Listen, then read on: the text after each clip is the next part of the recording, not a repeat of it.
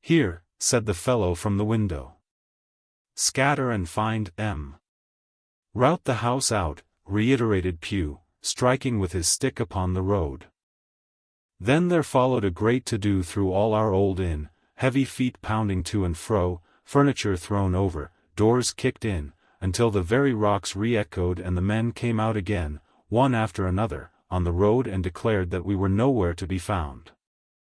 And just the same whistle that had alarmed my mother and myself over the dead captain's money was once more clearly audible through the night, but this time twice repeated.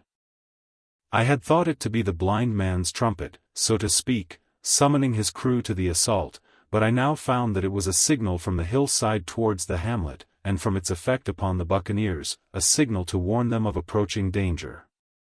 "There's Dirk again," said one. "Twice.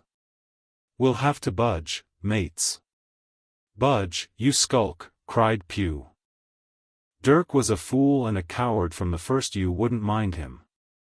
They must be close by, they can't be far, you have your hands on it. Scatter and look for them, dogs." "Oh, shiver my soul," he cried, "if I had eyes." This appeal seemed to produce some effect, for two of the fellows began to look here and there among the lumber, but half-heartedly, I thought, and with half an eye to their own danger all the time, while the rest stood irresolute on the road. "You have your hands on thousands, you fools, and you hang a leg. You'd be as rich as kings if you could find it, and you know it's here, and you stand there skulking. There wasn't one of you dared face Bill, and I did it, a blind man.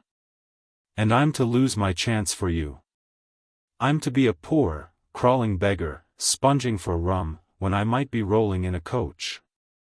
If you had the pluck of a weevil in a biscuit you would catch them still."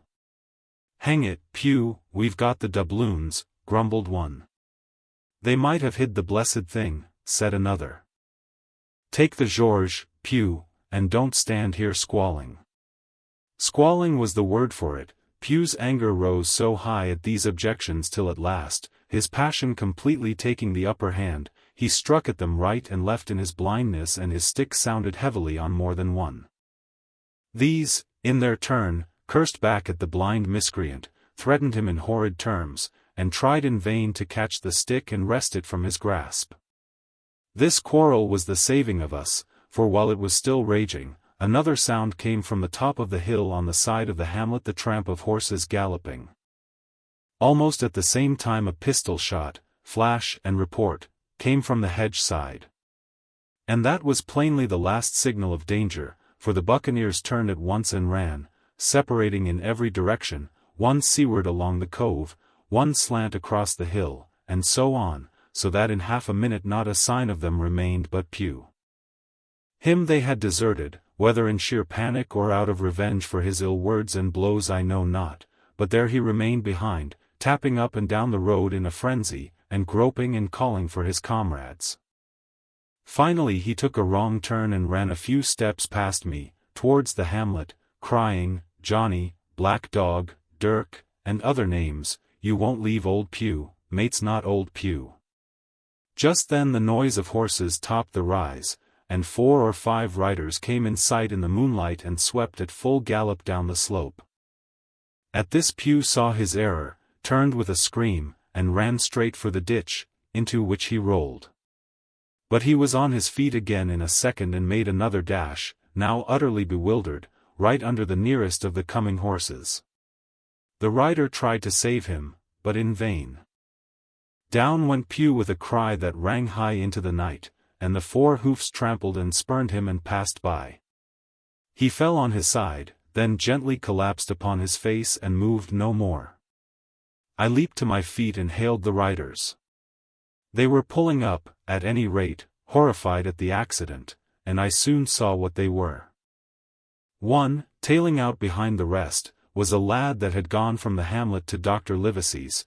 The rest were revenue officers, whom he had met by the way, and with whom he had had the intelligence to return at once. Some news of the lugger in Kit's Hole had found its way to Supervisor Dance and set him forth that night in our direction, and to that circumstance my mother and I owed our preservation from death. Pew was dead, stone dead.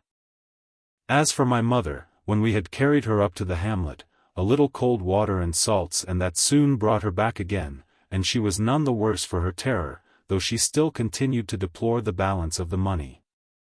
In the meantime the supervisor rode on, as fast as he could, to Kit's Hole, but his men had to dismount and grope down the dingle, leading, and sometimes supporting, their horses, and in continual fear of ambushes, so it was no great matter for surprise that when they got down to the hole the lugger was already under way, though still close in. He hailed her. A voice replied, telling him to keep out of the moonlight or he would get some lead in him, and at the same time a bullet whistled close by his arm. Soon after, the lugger doubled the point and disappeared. Mr. Dance stood there, as he said, like a fish out of water, and all he could do was to dispatch a man to warn the cutter. And that, said he, is just about as good as nothing. They've got off clean, and there's an end. Only, he added, I'm glad I trod on Master Pugh's corns, for by this time he had heard my story.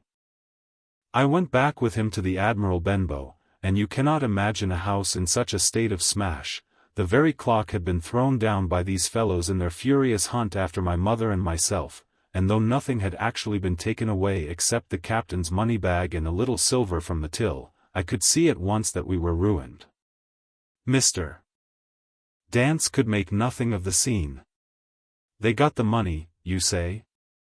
Well, then, Hawkins, what in fortune were they after? More money, I suppose? No, sir, not money, I think, replied I. In fact, sir, I believe I have the thing in my breast pocket, and to tell you the truth, I should like to get it put in safety. To be sure, boy, quite right, said he. I'll take it, if you like. I thought perhaps Dr. Livesey, I began. Perfectly right, he interrupted very cheerily, perfectly right, a gentleman and a magistrate. And, now I come to think of it, I might as well ride round there myself and report to him or squire. Master Pugh's dead, when all's done, not that I regret it, but he's dead, you see, and people will make it out against an officer of His Majesty's revenue, if make it out they can. Now, I'll tell you, Hawkins, if you like, I'll take you along. I thanked him heartily for the offer, and we walked back to the hamlet where the horses were. By the time I had told mother of my purpose they were all in the saddle. Dogger, said Mr. Dance, you have a good horse, take up this lad behind you. As soon as I was mounted, holding on to Dogger's belt, the supervisor gave the word, and the party struck out at a bouncing trot on the road to Dr. Livesey's house. 6. The captain's papers. We rode hard all the way till we drew up before Dr. Livesey's door. The house was all dark to the front. Mr. Dance told me to jump down and knock, and Dogger gave me a stirrup to descend by. The door was opened almost at once by the maid. Is Dr. Livesey in? I asked. No, she said, he had come home in the afternoon but had gone up to the hall to dine and pass the evening with the squire. So there we go, boys, said Mr. Dance. This time, as the distance was short, I did not mount, but ran with Dogger's stirrup leather to the lodge gates and up the long, leafless, moonlit avenue to where the white line of the hall buildings looked on either hand on great old gardens. Here Mr. Dance dismounted, and taking me along with him, was admitted at a word into the house. The servant led us down a matted passage and showed us at the end into a great library, all lined with bookcases and busts upon the top of them, where the squire and Dr. Livesey sat, pipe in hand, on either side of a bright fire. I had never seen the squire so near at hand. He was a tall man, over 6 feet high, and broad in proportion, and he had a bluff, rough and ready face, all roughened and reddened and lined in his long travels. His eyebrows were very black, and moved readily, and this gave him a look of some temper, not bad, you would say, but quick and high. Come in, Mr. Dance, says he, very stately and condescending. Good evening, Dance, says the doctor with a nod. And good evening to you, friend Jim. What good wind brings you here? The supervisor stood up straight and stiff and told his story like a lesson, and you should have seen how the two gentlemen leaned forward and looked at each other, and forgot to smoke in their surprise and interest. When they heard how my mother went back to the inn, Dr. Livesey fairly slapped his thigh, and the squire cried "Bravo," and broke his long pipe against the grate. Long before it was done, Mr. Trelawney, that, you will remember, was the squire's name, had got up from his seat and was striding about the room, and the doctor, as if to hear the better, had taken off his powdered wig and sat there looking very strange indeed with his own close-cropped black poll. At last Mr. Dance finished the story. "Mr. Dance," said the squire, "you are a very noble fellow. And as for writing down that black, atrocious miscreant, I regard it as an act of virtue, sir, like stamping on a cockroach. This lad Hawkins is a trump, I perceive. Hawkins, will you ring that bell? Mr. Dance must have some ale." "And so, Jim," said the doctor, "you have the thing that they were after, have you?" "Here it is, sir," said I, and gave him the oilskin packet. The doctor looked it all over, as if his fingers were itching to open it, but instead of doing that, he put it quietly in the pocket of his coat. "Squire," said he, "when Dance has had his ale he must, of course, be off on his Majesty's service, but I mean to keep Jim Hawkins here to sleep at my house, and with your permission, I propose we should have up the cold pie and let him sup." "As you will, Livesey," said the squire, "Hawkins has earned better than cold pie." So a big pigeon pie was brought in and put on a side table, and I made a hearty supper, for I was as hungry as a hawk, while Mr. Dance was further complimented and at last dismissed. "And now, squire," said the doctor. "And now, Livesey," said the squire in the same breath. One at a time," laughed Dr. Livesey. "You have heard of this Flint, I suppose?" "Heard of him," cried the squire. "Heard of him, you say? He was the bloodthirstiest buccaneer that sailed. Blackbeard was a child to Flint. The Spaniards were so prodigiously afraid of him that, I tell you, sir, I was sometimes proud he was an Englishman. I've seen his top sails with these eyes, off Trinidad, and the cowardly son of a rumpuncheon that I sailed with put back, sir, into port of Spain." "Well, I've heard of him myself, in England," said the doctor. "But the point is, had he money?" "Money," cried the squire. "Have you heard the story? What were these villains after but money? What do they care for but money? For what would they risk their rascal carcasses but money?" "That we shall soon know," replied the doctor. "But you are so confoundedly hot-headed and exclamatory that I cannot get a word in. What I want to know is this: supposing that I have here in my pocket some clue to where Flint buried his treasure, will that treasure amount to much?" "Amount, sir," cried the squire. "It will amount to this: if we have the clue you talk about, I fit out a ship in Bristol dock, and take you and Hawkins here along, and I'll have that treasure if I search a year." "Very well," said the doctor. "Now, then, if Jim is agreeable, we'll open the packet," and he laid it before him on the table. The bundle was sewn together, and the doctor had to get out his instrument case and cut the stitches with his medical scissors. It contained two things: a book and a sealed paper. "First of all we'll try the book," observed the doctor. The squire and I were both peering over his shoulder as he opened it, for Dr. Livesey had kindly motioned me to come round from the side table, where I had been eating, to enjoy the sport of the search. On the first page there were only some scraps of writing, such as a man with a pen in his hand might make for idleness or practice. One was the same as the tattoo mark, "Billy Bones his fancy," then there was, "Mr. W.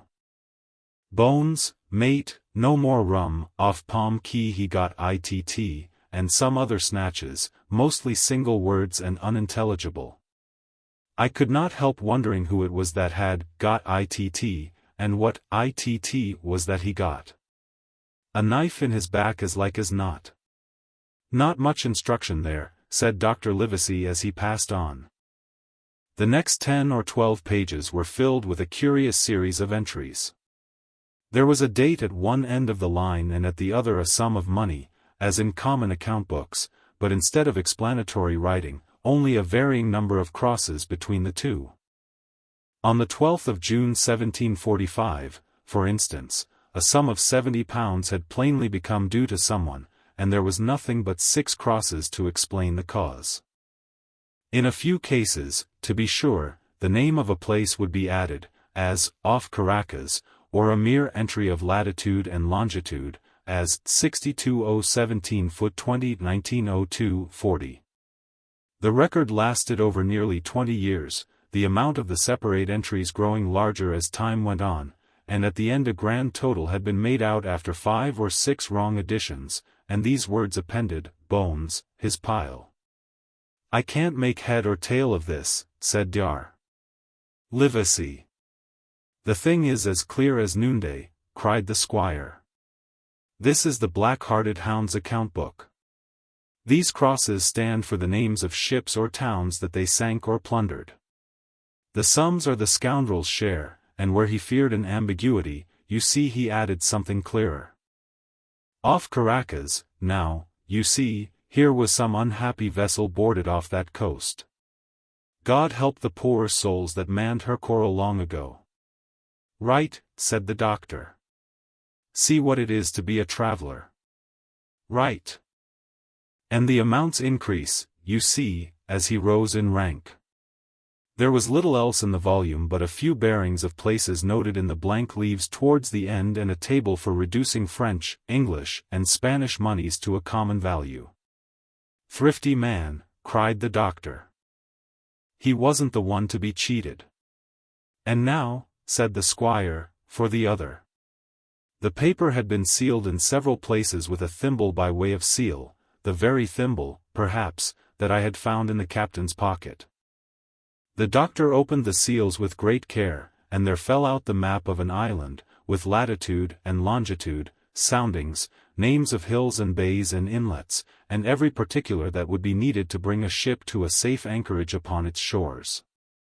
It was about 9 miles long and 5 across, shaped, you might say, like a fat dragon standing up, and had 2 fine landlocked harbors, and a hill in the center part marked, the Spyglass. There were several editions of a later date, but above all, 3 crosses of red ink, 2 on the north part of the island, 1 in the southwest and beside this last, in the same red ink, and in a small, neat hand, very different from the captain's tottery characters, these words: "Bulk of treasure here." Over on the back the same hand had written this further information: "Tall tree, Spyglass shoulder, bearing a point to the N. of N&E Skeleton Island ESE and by E, 10 feet. The bar silver is in the north cache, you can find it by the trend of the east hummock, 10 fathoms south of the black crag with the face on it. The arms are easy found, in the sand hill, N, point of North Inlet Cape, bearing E, and a quarter N, JF. That was all, but brief as it was, and to me incomprehensible, it filled the squire and Dr. Livesey with delight. "Livesey," said the squire, "you will give up this wretched practice at once. Tomorrow I start for Bristol. In 3 weeks' time, 3 weeks, 2 weeks 10 days we'll have the best ship, sir, and the choicest crew in England. Hawkins shall come as cabin boy. You'll make a famous cabin boy, Hawkins. You, Livesey, are ship's doctor, I am admiral.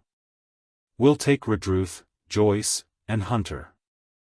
We'll have favorable winds, a quick passage, and not the least difficulty in finding the spot, and money to eat, to roll in, to play duck and drake with ever after." "Trelawney," said the doctor, "I'll go with you, and I'll go bail for it, so will Jim, and be a credit to the undertaking.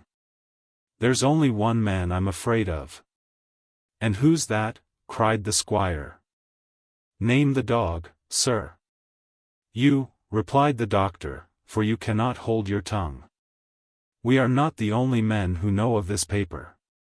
These fellows who attacked thee in tonight, bold, desperate blades, for sure, and the rest who stayed aboard that lugger, and more, I dare say, not far off, are, one and all, through thick and thin, bound that they'll get that money.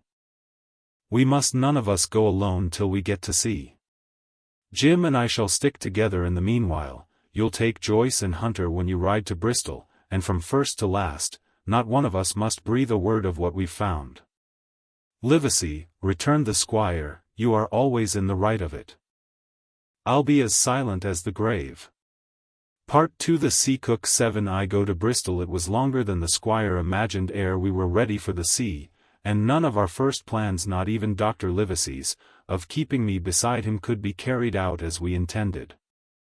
The doctor had to go to London for a physician to take charge of his practice, the squire was hard at work at Bristol, and I lived on at the Hall under the charge of old Redruth, the gamekeeper, almost a prisoner, but full of sea dreams and the most charming anticipations of strange islands and adventures.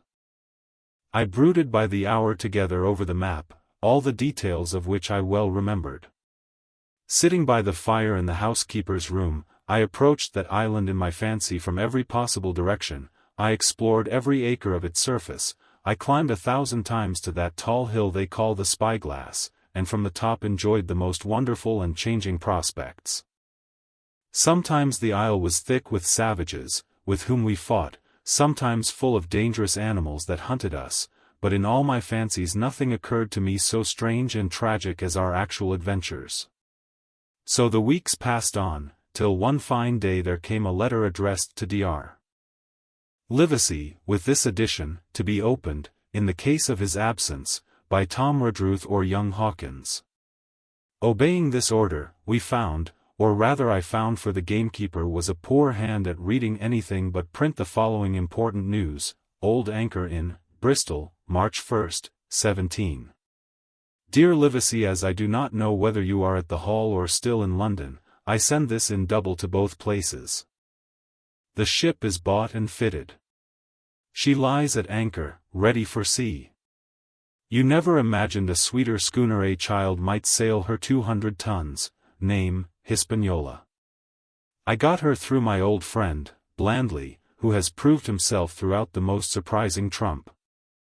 The admirable fellow literally slaved in my interest, and so, I may say, did everyone in Bristol. As soon as they got wind of the port we sailed for treasure, I mean. Redruth, said I, interrupting the letter, Dr. Livesey will not like that. The squire has been talking, after all. Well, who's a better right? Growled the gamekeeper. A pretty rum go if squire ain't to talk for Dr. Livesey, I should think. At that I gave up all attempts at commentary and read straight on. Blandly himself found the Hispaniola, and by the most admirable management got her for the merest trifle. There is a class of men in Bristol monstrously prejudiced against Blandly. They go the length of declaring that this honest creature would do anything for money, that the Hispaniola belonged to him, and that he sold at me absurdly high, the most transparent calumnies. None of them dare, however, to deny the merits of the ship. So far there was not a hitch. The work people, to be sure, riggers and what not, were most annoyingly slow, but time cured that. It was the crew that troubled me. I wished a round score of men in case of natives, buccaneers, or the odious French, and I had the worry of the deuce itself to find so much as half a dozen, till the most remarkable stroke of fortune brought me the very man that I required. I was standing on the dock, when, by the merest accident, I fell in talk with him. I found he was an old sailor, kept a public house, knew all the seafaring men in Bristol, had lost his health ashore, and wanted a good berth as cook to get to sea again. He had hobbled down there that morning, he said, to get a smell of the salt. I was monstrously touched, so would you have been, and, out of pure pity, I engaged him on the spot to be ship's cook. Long John Silver, he is called, and has lost a leg, but that I regarded as a recommendation, since he lost it in his country's service, under the immortal Hawke. He has no pension, Livesey. Imagine the abominable age we live in. Well, sir, I thought I had only found a cook, but it was a crew I had discovered. Between Silver and myself we got together in a few days a company of the toughest old salts imaginable, not pretty to look at, but fellows, by their faces, of the most indomitable spirit. I declare we could fight a frigate. Long John even got rid of 2 out of the 6 or 7 I had already engaged. He showed me in a moment that they were just the sort of freshwater swabs we had to fear in an adventure of importance. I am in the most magnificent health and spirits, eating like a bull, sleeping like a tree, yet I shall not enjoy a moment till I hear my old tarpaulins tramping round the capstan. Seaward, ho! Hang the treasure! It's the glory of the sea that has turned my head. So now, Livesey, come post, do not lose an hour, if you respect me. Let young Hawkins go at once to see his mother, with Redruth for a guard, and then both come full speed to Bristol. John Trelawney postscript. I did not tell you that Blandly, who, by the way, is to send a consort after us if we don't turn up by the end of August, had found an admirable fellow for sailing master, a stiff man, which I regret, but in all other respects a treasure. Long John Silver unearthed a very competent man for a mate, a man named Arrow. I have a boatswain who pipes, Livesey, so things shall go man-o'-war fashion on board the good ship Hispaniola. I forgot to tell you that Silver is a man of substance. I know of my own knowledge that he has a banker's account, which has never been overdrawn. He leaves his wife to manage the inn, and as she is a woman of color, a pair of old bachelors like you and I may be excused for guessing that it is the wife, quite as much as the health, that sends him back to roving. J.T. P.P.S. Hawkins may stay one night with his mother. J.T. You can fancy the excitement into which that letter put me. I was half beside myself with glee, and if ever I despised a man, it was old Tom Redruth, who could do nothing but grumble and lament. Any of the under gamekeepers would gladly have changed places with him, but such was not the squire's pleasure, and the squire's pleasure was like law among them all. Nobody but old Redruth would have dared so much as even to grumble. The next morning he and I set out on foot for the Admiral Benbow, and there I found my mother in good health and spirits. The captain, who had so long been a cause of so much discomfort, was gone where the wicked cease from troubling. The squire had had everything repaired, and the public rooms and the sign repainted, and had added some furniture, above all a beautiful armchair for mother in the bar. He had found her a boy as an apprentice also, so that she should not want help while I was gone. It was on seeing that boy that I understood, for the first time, my situation. I had thought up to that moment of the adventures before me, not at all of the home that I was leaving, and now, at sight of this clumsy stranger, who was to stay here in my place beside my mother, I had my first attack of tears. I am afraid I led that boy a dog's life, for as he was new to the work, I had 100 opportunities of setting him right and putting him down, and I was not slow to profit by them. The night passed, and the next day, after dinner, Redruth and I were afoot again and on the road. I said goodbye to mother and the cove where I had lived since I was born, and the dear old Admiral Benbow since he was repainted, no longer quite so dear. One of my last thoughts was of the captain, who had so often strode along the beach with his cocked hat, his sabre-cut cheek, and his old brass telescope. Next moment we had turned the corner and my home was out of sight. The mail picked us up about dusk at the Royal George on the Heath. I was wedged in between Redruth and a stout old gentleman, and in spite of the swift motion and the cold night air, I must have dozed a great deal from the very first, and then slept like a log up hill and down dale through stage after stage, for when I was awakened at last it was by a punch in the ribs, and I opened my eyes to find that we were standing still before a large building in a city street and that the day had already broken a long time. "Where are we?" I asked. "Bristol," said Tom. "Get down." Mr. Trelawney had taken up his residence at an inn far down the docks to superintend the work upon the schooner. Thither we had now to walk, and our way, to my great delight, lay along the quays and beside the great multitude of ships of all sizes and rigs and nations. In one, sailors were singing at their work, in another there were men aloft, high over my head, hanging to threads that seemed no thicker than a spider's. Though I had lived by the shore all my life, I seemed never to have been near the sea till then. The smell of tar and salt was something new. I saw the most wonderful figureheads, that had all been far over.